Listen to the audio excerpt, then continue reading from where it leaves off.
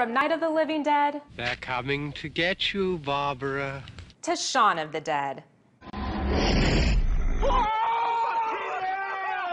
Zombies have been terrifying audiences for decades. And thanks to a new hit series, they are more popular than ever. Most people can tell you that zombies are undead, but is there more to it than that? What makes a zombie a zombie? Oxford's English Dictionary actually doesn't have a definition for the zombie the way that we know it. So they only talk about the voodoo zombie, like this soulless slave that is not dangerous and doesn't want to eat you. So for Zombie Research Society, the definition we use is that a zombie is a relentlessly aggressive, reanimated human corpse driven by a biological infection.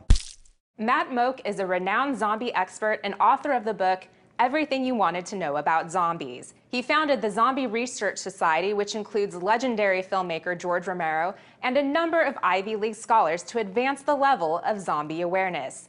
So just how real is the zombie threat? Unfortunately, it's much more possible than you might think. I spoke with a virologist at the University of Miami who's not into zombies, doesn't know anything about zombies. And if you talk about this living zombie sickness, like 28 Days Later or Zombieland, they were actually still alive too. They weren't, undead. She said we could create that virus in the lab today. If the zombie pandemic is inevitable, what do you need to know to survive? Listen up, because what you don't know can eat you. The one thing we can agree on is that people make zombies, right? So without people, there can't be any zombies. So any zombie survival plan, the first piece of advice I would say is go to a place where there aren't any people. Or if you have a plan, if my plan is I'm going to go to Walmart and get all my stuff as soon as the zombies come, think, will anyone else want to do the same thing, right? Because if other people are going to be there, it's the last place you want to be.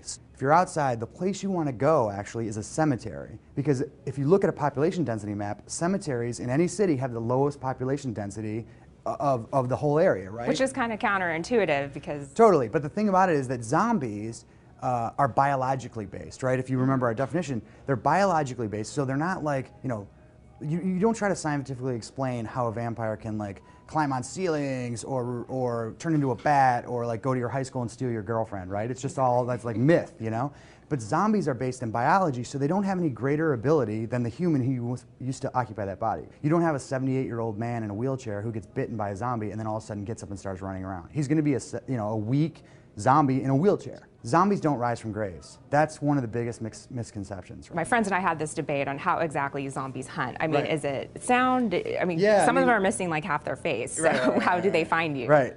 If you think about it in the movies, it's all different ways, right? AMC's The Walking Dead. Right now, they hunt by sense of smell and some other ways, but in the first season, they cover themselves in zombie guts and they can kind of walk around. Or Shaun of the Dead, they hunt by sight, right? Mm-hmm. So they can walk like zombies and kind of get away with it. The most compelling theory that I've heard is based on the hunting habits of the Etruscan shrew, which is the smallest predatory mammal on the planet, and it hunts by sense of touch. It's unique in that way. So if we think about that in terms of zombies, right?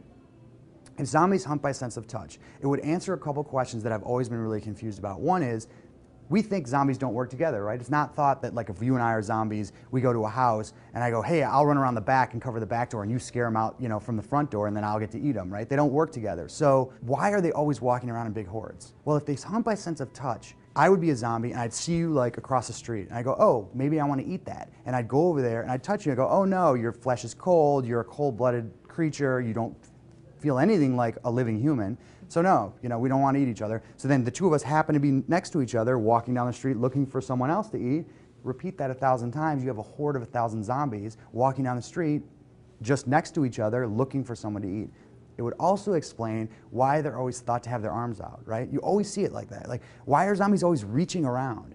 I mean, if they hunt by smell, they'd be like, they wouldn't. Why would you have your arms out? And, if you hunt by sight, again, there's no reason. But they're kind of always processing their world through reaching at stuff. So what's the best weapon then in a zombie attack? Well, kind of the famous line that a lot of zombie enthusiasts like is, blades don't need reloading, right? Mm-hmm. And so the idea is that obviously if you have a firearm, which seems like in video games and movies would be the thing you want, right? Shoot them in the head, that you're going to run out of ammunition. And then, a shotgun without any shells is like a stick, and it's not even a good stick. I really like to keep it simple and go for bludgeon weapons, like something like a baseball bat or a steel pipe, something really, really basic. And part of that is that I'm never going to want to be killing a zombie all the way. If you think about Shaun of the Dead, he had the cricket bat, right? Exactly. But the way he used it was he would run out of the apartment complex and hit one zombie and just sort of keep going. He didn't sit around to kill that zombie, right? It's just sort of it's a weapon to deter people and to get away, not to really fight.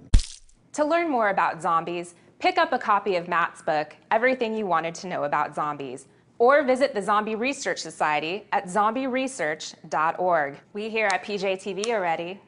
Are you?